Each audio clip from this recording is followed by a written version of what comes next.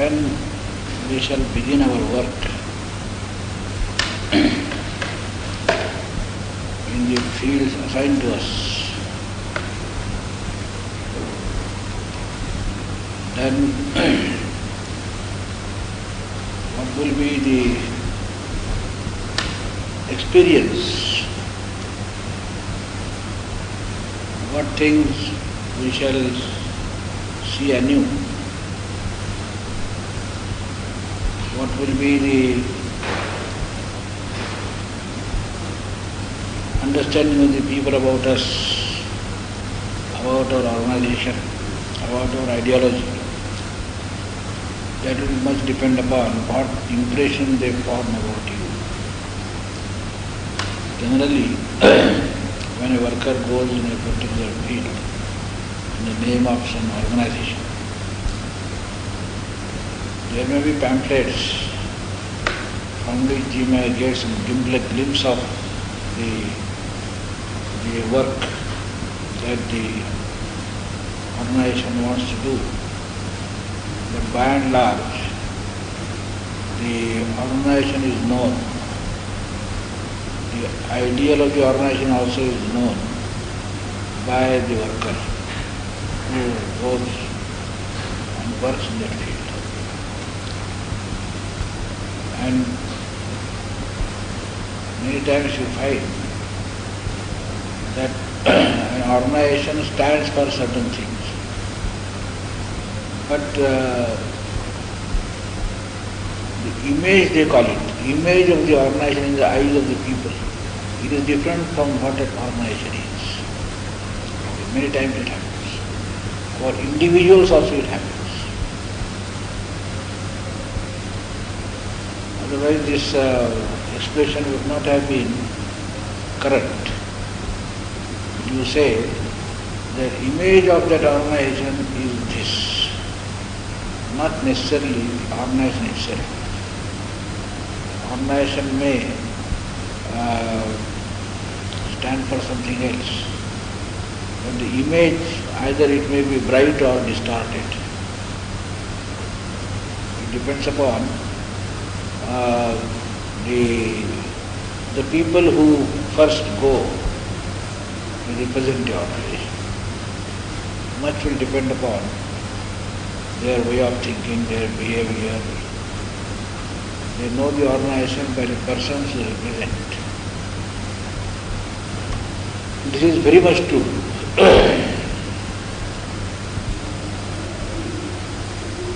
So one has to take care. They have to take care in a number of ways. The worker of an organization has to take care that the image of the organization which he represents must be the same as it is. Image should not be different from what the organization is. An image of us also should not be different from what we are. We should not appear different from what we are.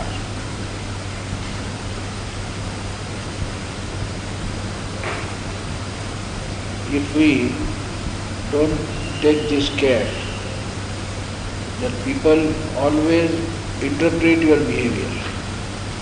Whatever you do, people have their own interpretation. You can't afford to be your own world.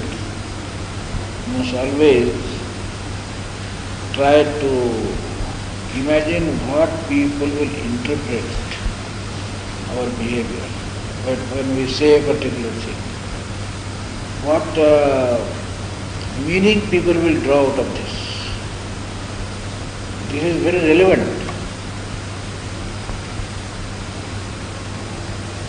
This you will understand not in this classroom, but when you go to your field and actually put your shoulder to the wheel, then you will understand the significance of what I am saying now. That many times you may project a distorted image about you. You may be one, your image may be distorted. Sometimes the opposite also may happen. You may be a lesser person, your image may be higher than what you are. But the effort should be that we should appear to the people exactly what we are. Nothing less, nothing more.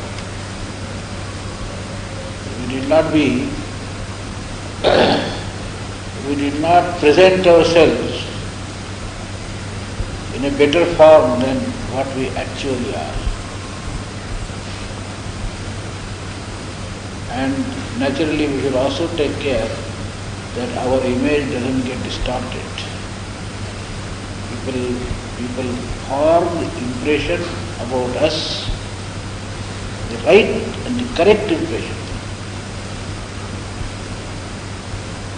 So, this can be done, this is possible only if you take care that you are not lost in your own world. Take care of the people. Consider that the people are there and they also try to know you, interpret your behavior and form some impression about you. There is a saying that you see the world with 2 eyes and the world sees you with 1,000 eyes. You see the world with 2 eyes. That is the handicap with you. You as a person, you see the whole world with 2 eyes. While all the world sees you. That means, symbolically, the world sees you with 1,000 eyes. So, one should always keep in mind that while you conduct your affairs, the world should get the correct impression about you. You should not be indifferent to this.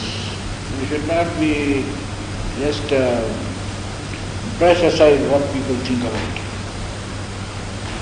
You should not say, how am I concerned? I will do my work, I am in my own world, let the world think anything about it. Why should I care? Why should I care about it? A social worker has to care.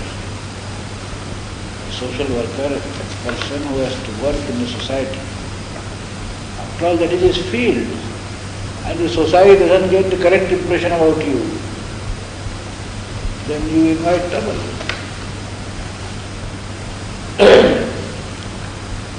Just as you would not like that people should misunderstand you, they also should not over-understand you. Sometimes you see there are glasses. In glasses, I don't know whether you have seen some glass house. You stand before the mirror. The mirror gives a distorted picture about you. The mirror may show that you are, suppose your height is 6 feet and your breadth is 1.5 foot. So in the mirror you will find that your breadth is like this and you are pressed from both sides, top and bottom. Or your face will be longish. You don't like it. It is not a correct mirror. Something wrong with the mirror. The mirror is supposed to reflect exactly what you are. But you immediately say there is something wrong in the mirror. The glass is not correct. So you will be interested always that your reflection should be exactly what you are.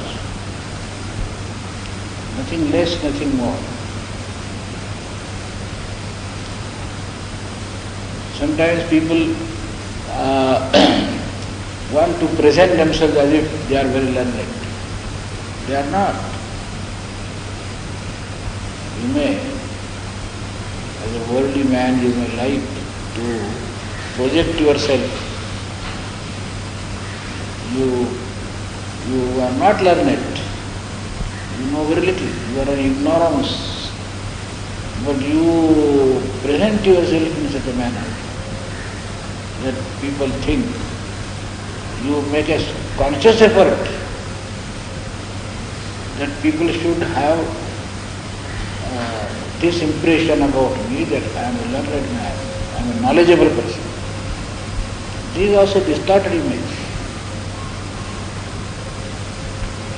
I must appear before people as I am. There should be no airs.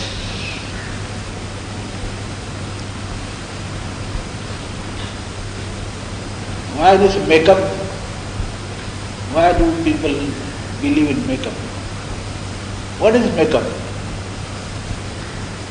Makeup means which you are not. You want to appear little handsome, you want to appear little bright, you want to appear physically bright, intellectually bright, and in so many ways. You want to appear to be spiritual, you want to appear to be intellectual, which you are not. This is called presentation. While you go to the world, you make yourself presentable. Just if anybody calls, immediately you don't go out. You just go before the mirror, whether you are all right, whether you have combed your hair, whether there is some, the shirt is quite clean. If it is not, you go out making yourself presentable. Well, this presentable I can understand. You should not look shabby, should not look dirty, because you don't like to be dirty. You are not dirty. If because of you have done some work here and there, so the dust might have settled on your body. That is not your usual form. So you take out the dust, you clean yourself, you take bath. You are not in that making up. It is not makeup. But if you put on this and put on that and you if you do something artificial, that is makeup. And this makeup goes to very, very extreme extents. I remember once I was traveling. I was in the upper berth, and in the dead of the night, we were only 2 passengers in that compartment. At dead of the night, some other passengers came. The whole family came. So I had a glimpse because I was half asleep. I had to get down, open the door. So the door was open, they came in, I went to sleep. I had a glimpse of that family. Some mother, father, some daughters, some small children, the entire family entered. So I thought it to be an aristocratic family,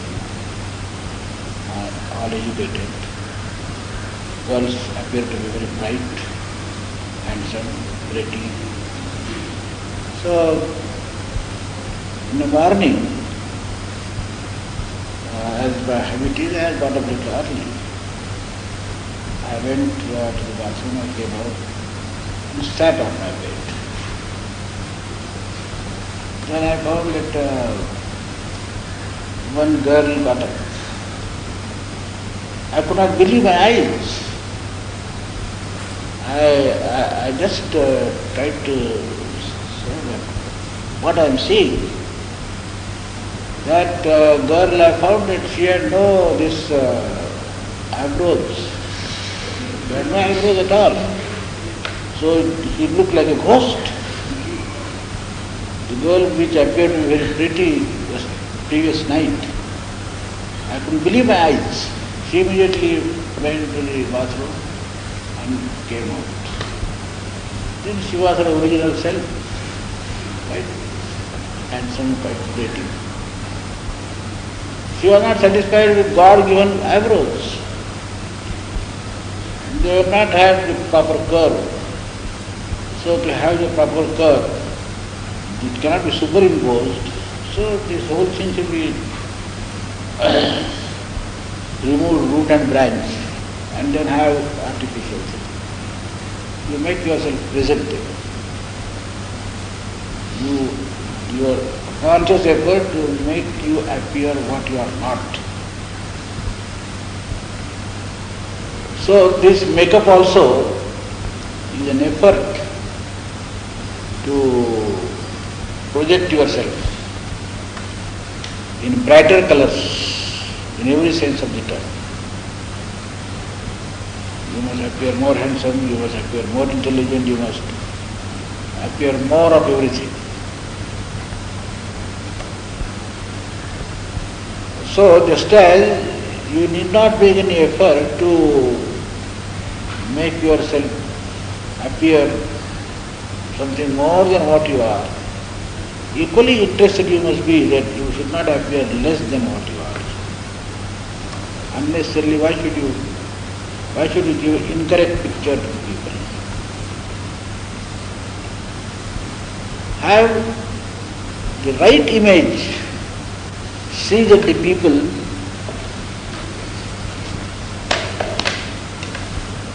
do not misinterpret you, do not overinterpret you. The mirror must show exactly what you are. So, while working in a field, this is possible when you take into account, you keep in mind that people always try to interpret your behavior. Always this interpretation, this understanding goes on relentlessly. Whatever you do. Just as you want to understand the world.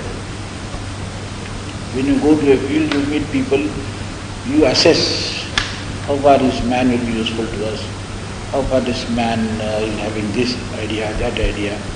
You try to locate him, identify him. Everybody that you meet, you certainly try to find out, at least as a worker you find out how far this person is going to be useful to me, useful to the work, how far his views are they tally with us, with our views. Because if the views tally, if his mind is in consonance with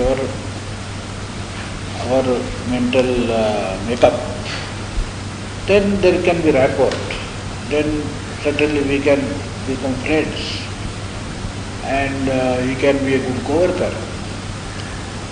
So you try to find out the number of sittings, number of meetings, you try to just get the right picture about him. This is you always do.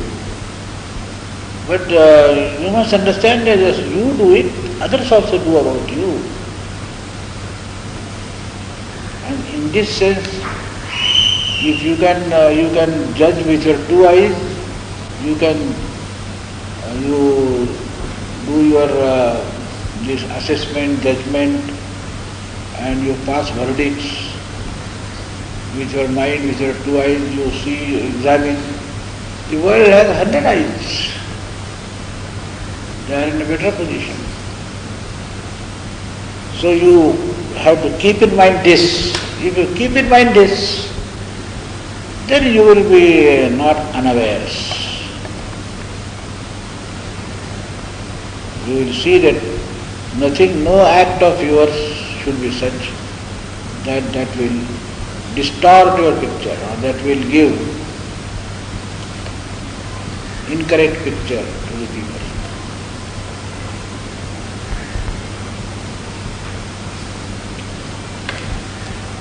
How the two things go simultaneously. You judge the people and people judge you. And how you may land yourself in a disaster or very, very difficult situation. I'll give you one very apt example from my own experience.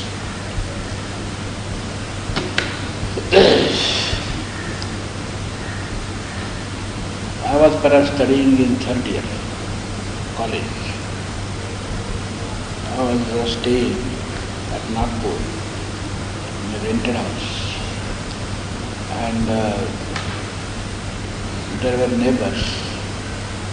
Our next door neighbor was a family, husband and wife and 2 children. They couldn't get children in their young age, but later on they got 2 children. One daughter, one son, small. That family, the speciality of the family was this. It was a well-to-do family. But the husband and wife used to quarrel day and night on trifles. No great issues. Anything would be important enough to have a long drawn quarrel and more wordy quarrel, so that people in the neighborhood also would be aware of this quarreling going on. We were the next door neighbors. That was a routine affair, so nobody could no bothered about it. They quarrel, for half a day they will quarrel, they will be perfectly at peace for the other half, as if there was no quarrel at all. They never quarreled. So such a very typical family was staying next door. Though the husband and wife always quarreled, they both have taken fascination for me. I was small then, just a boy of 17, 18. So they used to call me again and again for eating, for doing this, for doing that, for 100 things. I was also attached to them. In the extent that when they called, I used to go. And sometimes I had to work as a mediator to bring about peace between husband and wife. Something very peculiar, especially looking at my age.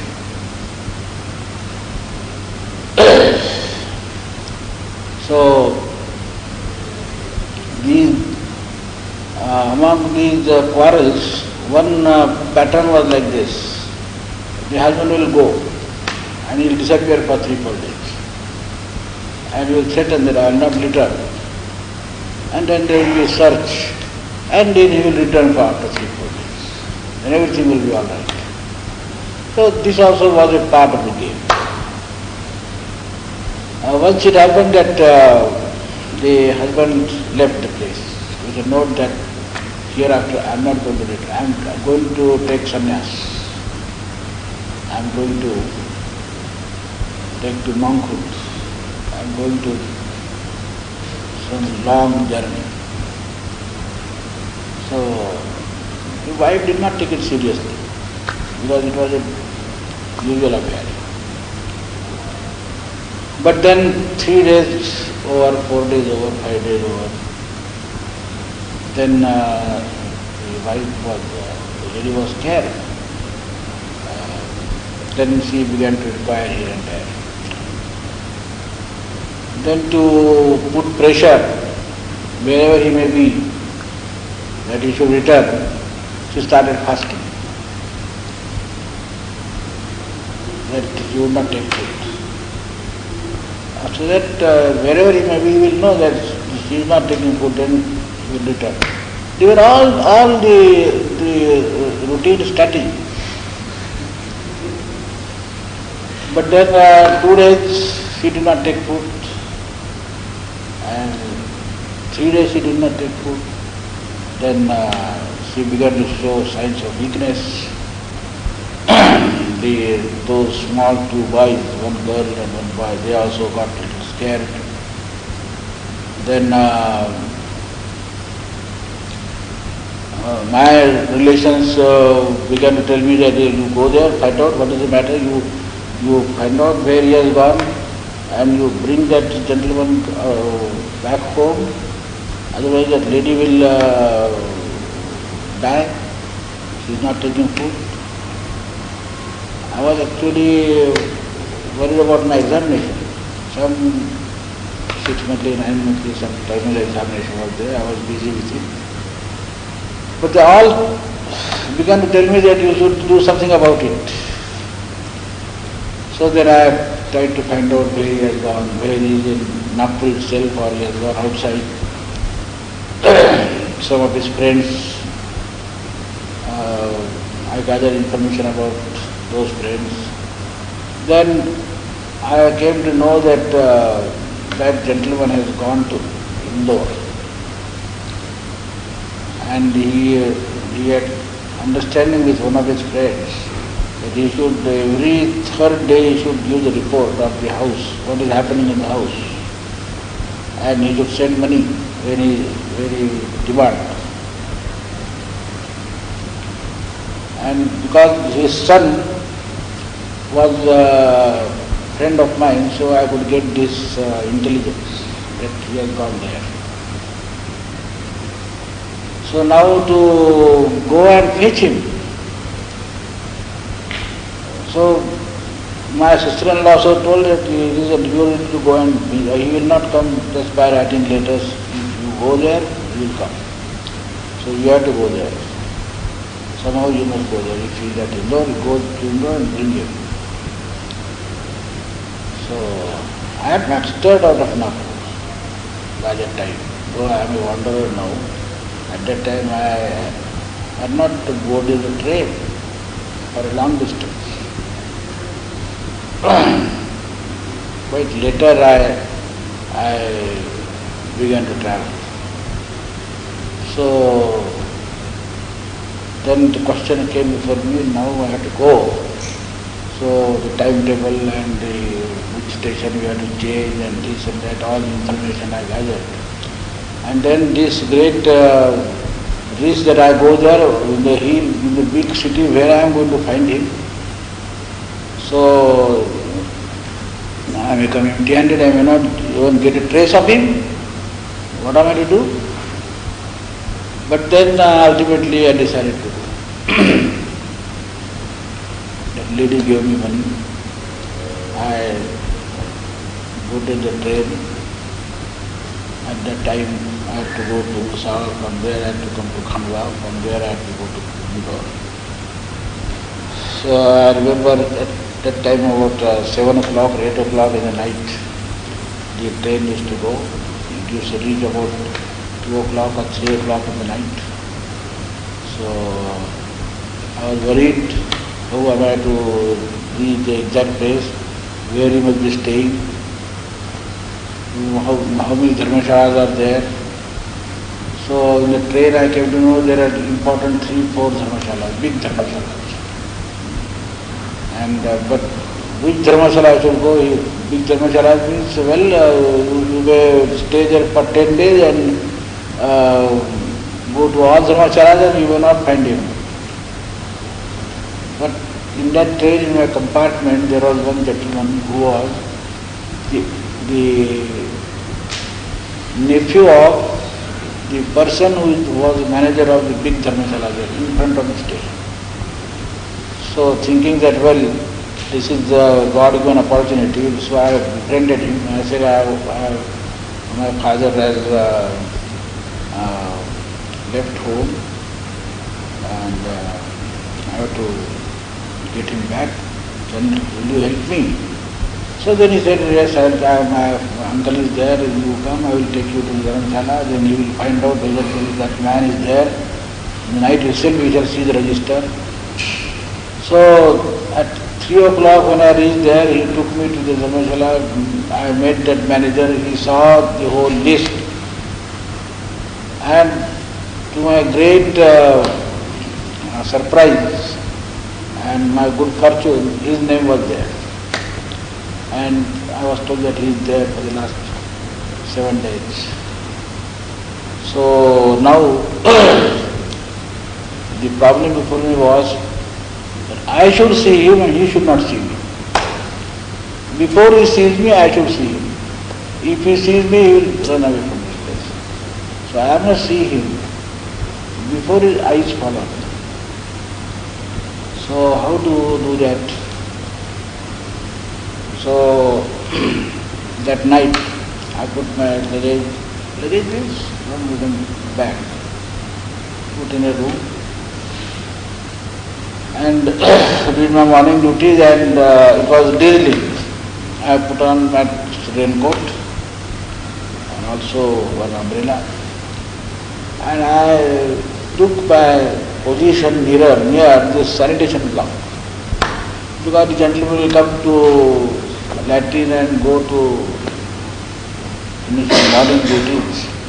So there is a place where he is bound to come and I will be able to touch him. 6 o'clock, 7 o'clock, 8 o'clock, there are no trace. I am almost fed up. At about 8:30 I saw him coming. So I said, all right, my plan is successful. I saw him. I allowed him to go in. When he returned from the WC and washing his hands and feet, I met him. Oh, he said, oh, you rascal, you have come here.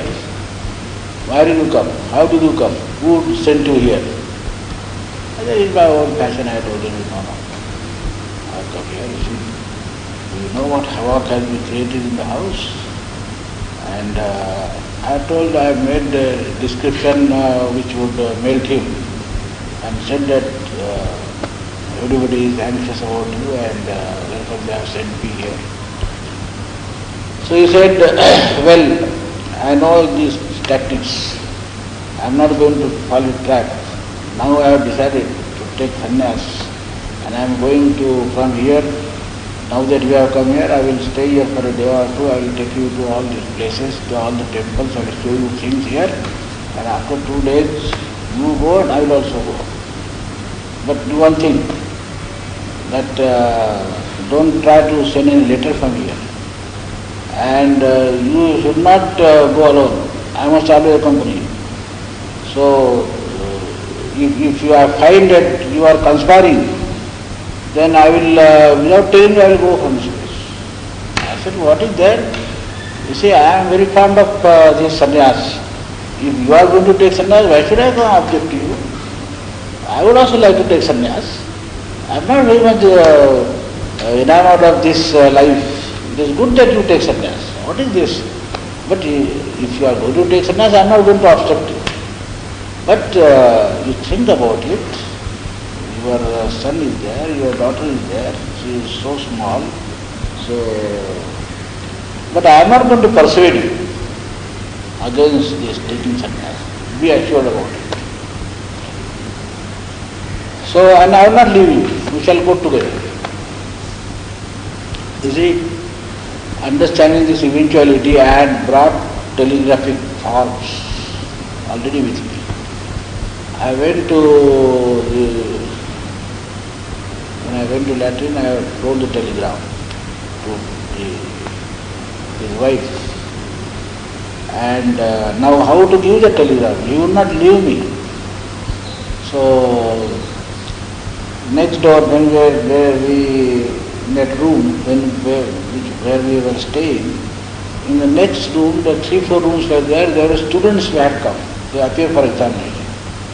Some examination was there, typing examination, shorthand examination. These people had come. Number of students had come to appear for examination. Indore was in Holkar state at that time. So those students were there. So while entering the room, I just entered the adjacent room, and within 2 minutes I told that one boy was there. I told him he should take this 5 rupees. You know, I have come with my father, I have to take him home. He has come getting annoyed with some matters at home, so I have to take him home. This telegram I am giving to my mother. So you give this telegram, don't give me return money to me. When I will find that I can talk to you, I will take the money from you. You don't try to give the return the money. So give this telegram, make an express telegram, and don't talk about it. When I get opportunity, I will take money from you. Keep the money with you. Somehow he would be convinced. Within 2 minutes I talked to him, I came back. And then we were together, we were going here, this temple, that temple. There I saw this glass house where all sides there are glasses and you get your own distorted pictures. So while doing this, as I expected that telegram will reach at this time and they will start from there. I have written telegram that you come here immediately and come along with your daughter and son. Accordingly, she had come. And that day I thought that they will come. Accordingly, they came by that train. I saw them coming from the Tonga. Then I went down, I told them that this is the room. And they entered. When they entered, I went out. I thought, today I got some relief. I can go here, there, see things for myself. I am free now. And I returned at about 2:30. In the morning I left. When she entered the room, I went out and I returned at about 2:30, thinking that everything must be all right. And it was exactly according to my expectation. Everything was completely, the truth was declared. And they were waiting for taking meals. And they were waiting for me. They had ordered thalis, good dishes, and they were waiting for me. Then with great,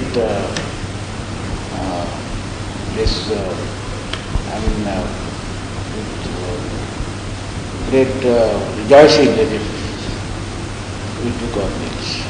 Then I said that I will see there are some friends, I have got some addresses. You please now leave me, I will come in the evening. But they agreed. I left. When I came below, police van was waiting for me. Sub-inspector came out. He said, you are wanted by the police. I said, I am wanted by the police. Why? He said, you come to the Thana, police station. Then you will be told. I was asked to board the van. I was taken to the police station. Then not only I was called to the police station, but I found that from the police station, the boy whom I had given money for telegram, he was returning. And he was looking at me with as if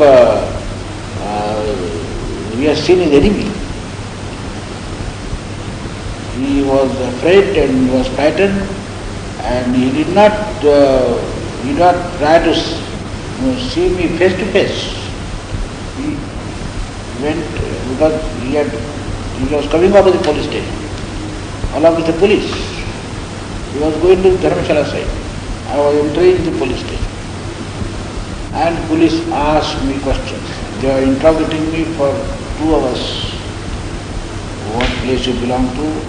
How do you come here? What made you come here? They thought me to be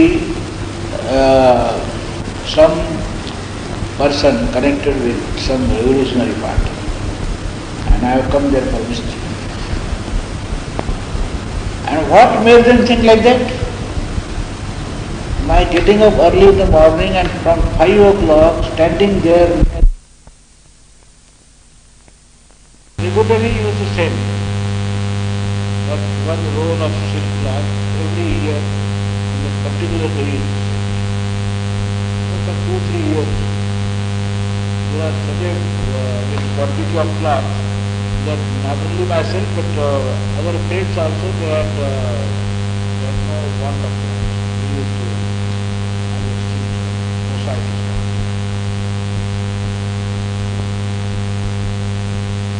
Well, I was unaware of it. But when I came across a letter written by one person to another person, and in that letter he wrote that here now one worker has come, and why he described me, he has come for work here, while describing me, he described me that a person who is fond of sin. Fond of sin. So, I asked this person, fond of sin? How this expression has been formed? Then I remember that the last 3 years I have not used any cloth except this.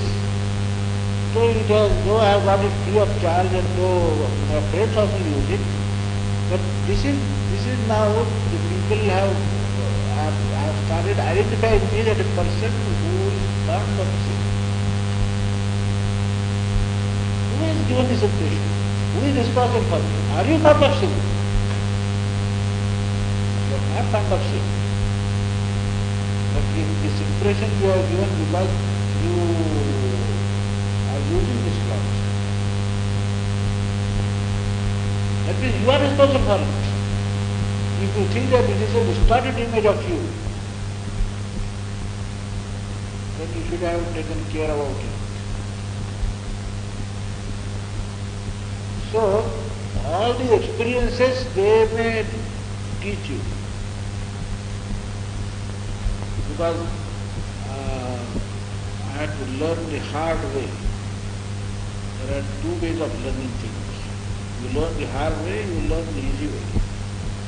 Somebody tells you, the elders tell you, and you listen to them, and you do as they tell you. It is learning the easy way.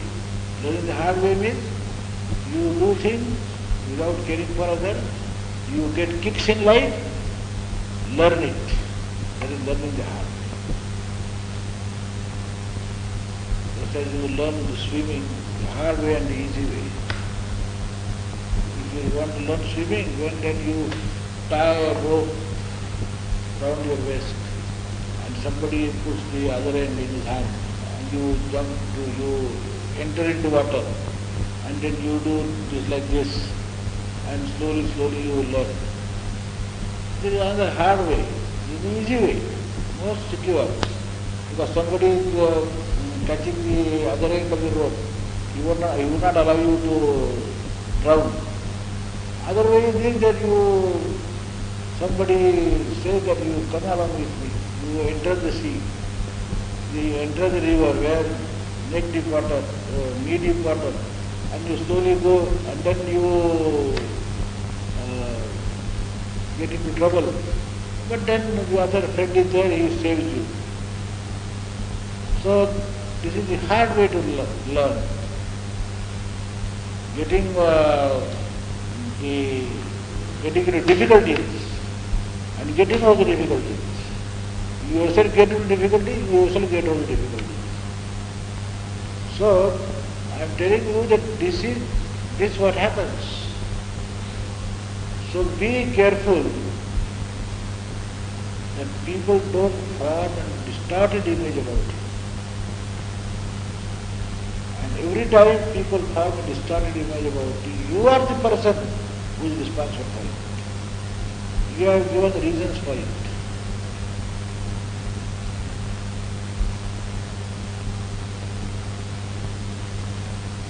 If people are so very attentive and they watch your movement so much. One day one gentleman was telling me, just casual talk. He was telling me that you see, to host a worker of Amuk mission is very difficult. It is very costly. He was telling me while I was staying with him. So he asked me, do you want this, do you want this? You take milk in the night, you 100 things. So I said, I don't want this, I don't want this. Yes, I am not very particular about chapati, rice also good. So in that strain he just made a remark. Oh, no difficulty in hosting you, no problem. But you see, last time some worker from a certain mission had come. Hosting is very difficult, very costly. Menu for the breakfast is particular, menu for the meals is this and that, and so it's very difficult. But in your case, there is no difficulty. When he said this, he began to describe the other man whom he had hosted. He started saying that he used to eat this, he used to eat that, he used to eat 3 times, he wanted this particular thing at that hour. So I realized that, oh, they watch was this, what they eat, how many times they eat. This also they watch. That gave me this inkling that, well, people are very watchful. What you eat, how many times you eat, how you eat, all things are watched. And they have their own interpretations. They form opinions about you. So be careful. So people watch everything. How you eat, what you eat, and they may form impressions about you. In one biography written by somebody, there is a reference to, I think it was, no, I forget the name, in their biography of Mahatma Gandhi it is written. She has very funnily put it. Mahatma Gandhi wanted to live like a poor man. And to see that Mahatma Gandhi lives in poverty, we have to spend much. He has written. In order that Mahatma Gandhi should live in poverty, we have to spend much. And then she goes on narrating. That means how people are watchful and how they, whatever you do and whatever your intentions, people have their own measuring rod and they don't spare you. They don't spare you. The social worker he has to be careful about this. That if you want to work in the society, if you want to take your people along with you, you must be above board. And in no way people should be given a handle to form a distorted image about it. If they do, you are responsible for it. You have given the handle. So when we write biographies, when we read biographies, when the people talk about even great men, and writers, when they point out very small things, from that you understand that the people are very, very, very careful about even the smallest things in the other's life.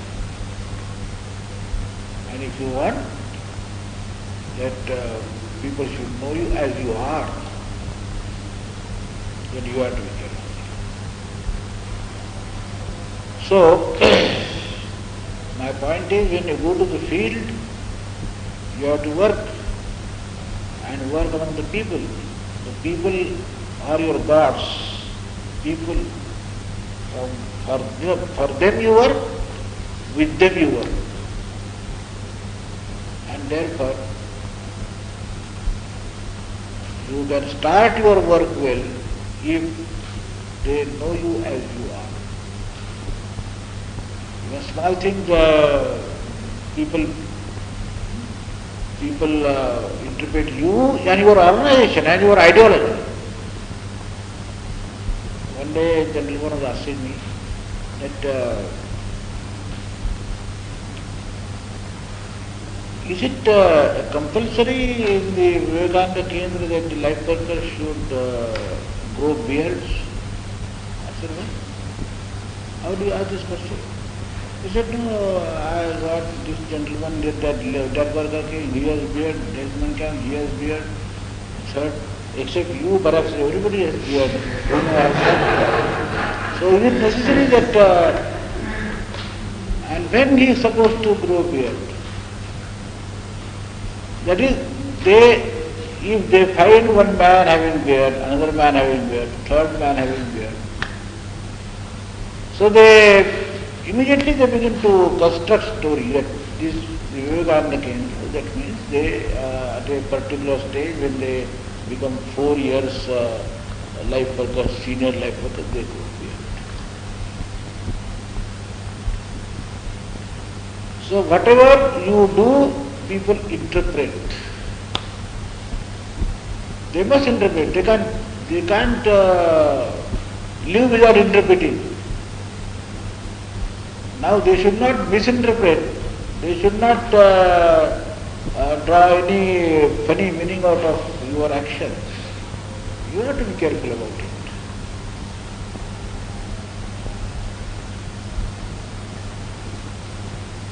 So, this subject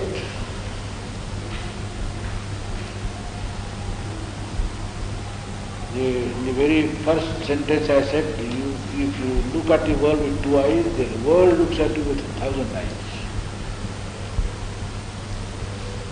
This is the important fact of life. If you are a worker, then remember this truth. And accordingly, you fashion your behavior, you fashion your life. If you are not interested in people forming any over-impression about you, you should also not form any distorted impression about you. Just be as you are. Just let people see you in your proper form. Neither more bright than what you are, nor ugly than what you are.